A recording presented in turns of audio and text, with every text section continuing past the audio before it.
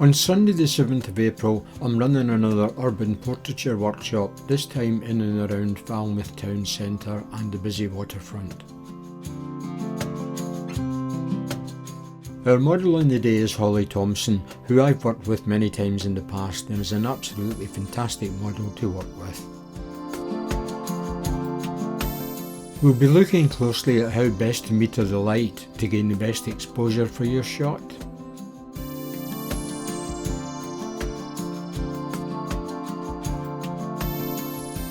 We'll also be looking at how best to position your subject within the urban environment and how to decide on which pose your subject should adopt.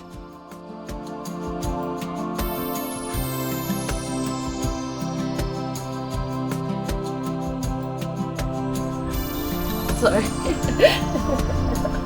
I do apologise.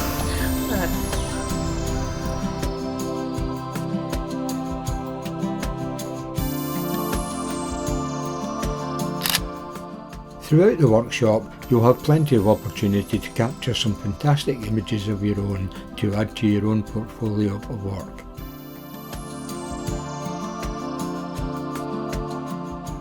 Full details of how to reserve your place in the workshop are available at the end of this video. Thank you for watching.